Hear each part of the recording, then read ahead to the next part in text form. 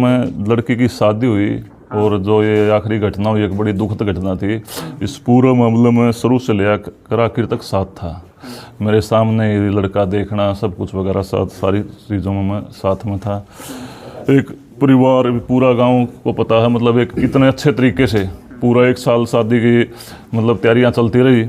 जिस समय लड़की की गोद भराई हुई, लड़का भी उस परिवार के साथ आता, 3-4 गाड़ियों में 50-60 आदमी वो गोद भराई के समाये थे। तब भी एक बहुत ही मतलब अच्छा फंक्शन करके उनकी बहुत ही सम्मानित तरीके से सारा कार्य हुआ था। उसके बाद में जो लड़की की शादी हुई उसमें और गोद भराई में भी कम से कम 5-6 महीने का डिफरेंस चला गया। तो शादी हुई, पूरा गाँव में बहुत ही बढ़िया तरीके से सम्मानित तरीके से बहुत ही उनका स्वागत कराया था। पूरा इस यहाँ पर पूरा टेंट वगैरह लगे हुए थे कि औरत वगैरह के भी मतलब बहुत ही अच्छे तरीके से उनका ये शादी संपन्न हुई। फिर लेकिन शादी संपन्न हुई उसके बाद ही एक भी नक तो वो ठीक रहे। जो उनने गिफ्ट वगैरह मांगे, ज्वेलरी वगैरह मांगी, परिवार ने अपने हैसियत से भी ज़्यादा जा करके एसी वगैरह जो उन्होंने उस समय मांगी, वो हर माँ बाप सोचता है जो लड़की का से गरीब है, अमीर अपने तरीके शादी करता, मतलब अच्छी शादी करता है, अपने हैसियत से बढ़कर देता है, एक दान के रूप में देता है। लेकिन वो महीने बाद दहेज का लोभ उनके अंदर पैदा हो गया। जो उसकी देवरानी थी, 2 भाई थे, दोनों की शादी इकट्ठी हुई थी, वो कुछ ज़्यादा दहेज लेके आई थी। एक जींद की डिफेंस कॉलोनी का मकान है, 120 गज का 100 गज का एक मकान है। पूरा दिन उस मकान के अंदर रहना। एक 5 आदमी, उसकी देवरानी है, देवर है, उसका पति है, ससुर है, सास है, एक तरफ हो जाते हैं। उसको एक हीन भावना से देखना शुरू कर दिया जाता है। 2-4 बार ये यहाँ से गए भी तो हर इज्जतदार आदमी ये सोचता है भाई नई नई रिश्तेदारी है, तकरीबन 90% थोड़ी बहुत क्या सुनी होती रहे, तो इसको रिश्तेदारी चलानी है। सोचने वाला आदमी तो सोचे भाई 7 पीढ़ी का सिर हुआ है, तो जानू बात सीध पा जा दबी रह जा, घनी उछले नहीं, तो वह भी कह दें कोई नहीं जी ठीक रहोगी, आगे वह उधरता आश्वासन दे दें या अपना विश्वास करके भाई हमने कौन सा लड़की तो एक बार ब्याह जा सही मायने में तो ठीक रहो, इनका अगर अपना सूत्र जाल चलता रहा। वही भी कह सुना वो था। 2-4 बार उन्होंने डिमांड भी करी इससे, अगर लड़का बेरोज़गार है, इसका हमने कोई रोज़गार चलवाना है, उसके लिए हमने 5-7 लाख की पैसों की ज़रूरत है। तो इसने कहा अब तो मैंने शादी करी है, आगे जेरी उठेगी, जितना मेरे बन सकेगा मैं इतना करूँगा, तो हम सूत्र डाल रहे हो, सूत्र डाल बसो। लेकिन उसके बाद भी उनकी हरकतें चलती रही। लड़की यहाँ आ गई थी, फिर वो ससुर आके कह गया था कि बागा ठीक रहोगे। लड़की ने गई नहीं, एक भी 8 दिन हुए थे, तो वो बट्टे को लेने आएगा, दिन ने कह दिया चलो भाई ले जाएगा कोई बात नहीं। तो एक भी 8 दिन हुए थे। लड़की के पास ना कोई फ़ोन था, जो बात करवा दे 8 दिन में 10 दिन में वहीं उनने के फ़ोन पर करवा कर दे। जो घर पर लड़की बात कर दी, हर बात की रिकॉर्डिंग करी जा कर दी। अपनी सच्ची बात लड़की बता भी नहीं सके थी। 12 तारीख को भी लड़की की माँ के साथ शाम के टाइम बात हुई है, इसी 12 तारीख को। हाँ, लड़की के साथ हर पहलू बात हुई। लड़की ने एक माँ बाप की लड़की के बच्चे हम खुशी में खुशी हुआ है। माँ ने ये भी बात करी कि बेटी आगे करवा चौथ का व्रत भी आना है, सियाड़ी वगैरह है, तो ये आपकी मैं इस तरह से सेट करवा दूंगी, इस तरह से करवा दूंगी। मैं नवरात्रि में आपने बुलाऊंगी, मैं नवरात्रि की व्रती रहूँगी, भाई ने 2-4 दिन में गाल लूँगी। लड़की बोली माँ मेरी चाल दी नहीं कुछ भी, वो भी क्लियर बात आ रही है। तो जिन्हें रिकॉर्डिंग करें सारी फ़ोन में, बाकी बात तो मैं घर आके बताऊँगी आपने, और इन्हें पूछ लियो। लड़की माँ भी कहा है तेरे पापा ने कहूँगी तेरा ससुर तो बात करेगा। तो वो तो एक उस परिवार में उस टाइम देख किस्सा था, फिर भी वो उसको दुखी कर रहे थे। उसकी उस दिन भी उसकी जो आवाज़ थी वो एक रुआसी आवाज़ थी, उसमें भी क्लियर दिख रहा था लड़की तंग है। लेकिन परिवार एक इसी आस पा कि कल वाला दिन इसके लिए खुशी का दिन आओगा, सुख का दिन आओगा, आज का इसके लिए दुख का दिन है। तो ये सोच के ये बात होगी। 12 तारीख के बाद लड़की का सीधा फ़ोन लड़की का पापा दो रहा है, 17 तारीख को आवा है। उसमें भी हमने तो एक मतलब हर आदमी सब जानकार हैं, सब समझदार हैं, उसमें भी एक मतलब शक पैदा हुआ है। लड़की फ़ोन करती है, कहती है पापा से पापा ठीक ठाक हो। लड़की के पापा खेत में सपरा करवा रहा है, कहती है कि मैंने तो गोली खा ली, गोली खाए पीछे भी लड़की के पापा की भी इंजस दी। मतलब एकदम ऐसे एक नेगेटिव बात किसी का भी इंजस, आप वो सब जानते हो इस बात को। उसमें लड़की कहती है पापा कहता ना बेटा यू मतलब वो सब आपने वो रिकॉर्डिंग सुनी रखी है ना। इस बात का लड़की का पापा ने पता था, एक तरह फोन में रिकॉर्डिंग हो गई है बात। लड़की का पापा बार बार कहता रहा बेटा फ़ोन काट दे, मान लाग रहा था ना तो बहुत गलत कर दिया।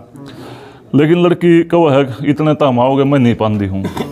उस टाइम जो हमारा विश्वास है, उस टाइम लड़की कुछ खा नहीं रही थी। गोली खा कुछ भी कोई भी खा ले तो 10 मिनट बात कर ही नहीं सकता, उबक आऊँगी, उल्टी आऊँगी, उसका बेचैनी होगी। उस आवाज़ में उस जो रिकॉर्डिंग लड़की की आवाज़ है उसमें कोई इस प्रकार की बेचैनी नहीं है, लड़की सिर्फ रो रही है। और एक सीधी ही बात है, उस लड़की का बाप ने जो ही फ़ोन कट दे मेरे पास फ़ोन करा, कड़वा गाँव है मेरा, बोला भाई तुम जींद के नज़दीक हो और जल्दी से जींद जाओ, इस तरह फ़ोन आया है। लड़की का जो सगा मामा है वो जजवंती गांव से है, जजवंती गांव भी जींद का नज़दीक है। इंदौर ही फ़ोन कर दिया भाई जल्दी पहुंचो। जो ये घर वाले लड़की का मामा जींद पहुंचता है तो ऑलरेडी उस लड़की की मलिक हॉस्पिटल में डेथ हो चुकी थी। उसके पास हमने कोई नहीं मिला।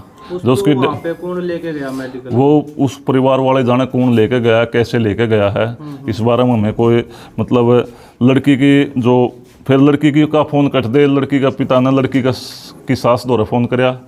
उस पर फ़ोन जिस नंबर पर फ़ोन आया था उसे वो दोबारा फ़ोन कराया, उसकी सास ने उठाया। अगली लड़की ने तो हम हॉस्पिटल में एडमिट करा जाए। लड़की के ससुर के साथ बात हुई, बोला मन पता ही नहीं है। तो फिर हम इतने पहुँचे, हमने ऑलरेडी उसकी डेथ हो चुकी थी। एक क्लियर दिख दी बात है। 1 घंटा पहले लड़की अच्छे तरीके से बात कर रही है। जहर गए सिस्टम में भी 5-7 घंटे तो लगे हैं।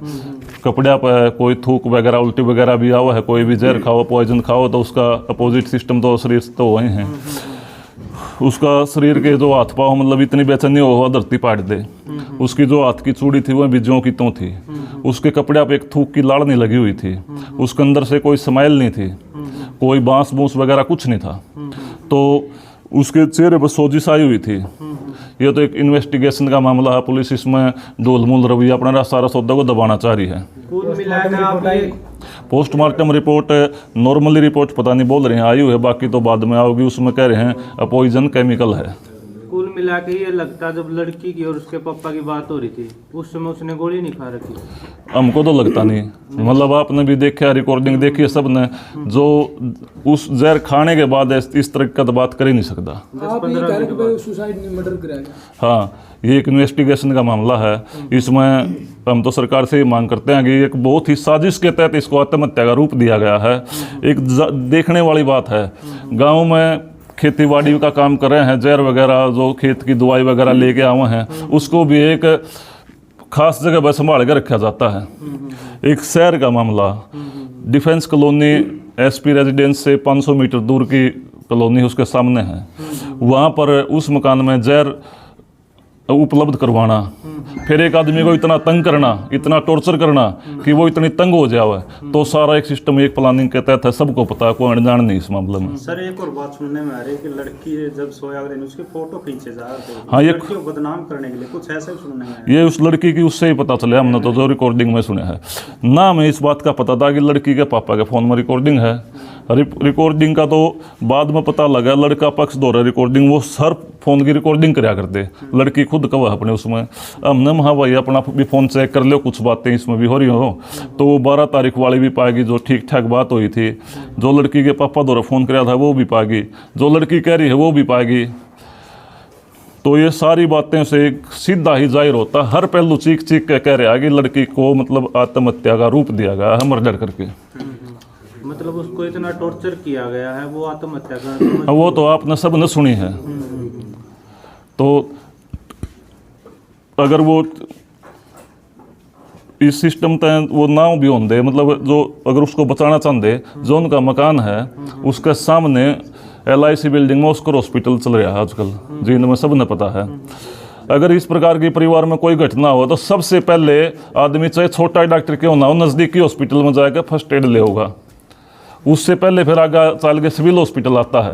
वो उनका घर से उसको 4 किलोमीटर दूर मलिक हॉस्पिटल में रोहतक रोड पर लेकर गए, बीच में बहुत हॉस्पिटल थे उसका। अगर वो उसको बचाना चाहते तो सबसे नज़दीकी हॉस्पिटल में पहली बार लेके उसको जाना था जो नज़दीक पड़ता है, ताकि इसको जल्दी से जल्दी फर्स्ट एड मिल सके, इसकी जान बचाई जा सके। उन्होंने इस प्रकार की कोई कोशिश ही ना करी। और जी एक परिवार, अब आप देख लो, एक परिवार इतनी खुशी से शादी करा है, उसी जगह तो उसकी डोली विदा हुआ है, और फिर 6 महीने बाद 7 महीने बाद उसी जगह उसकी अर्थी आवा है, उसकी अर्थी ले जाई जाओ, दुख में तो छेड़नी है।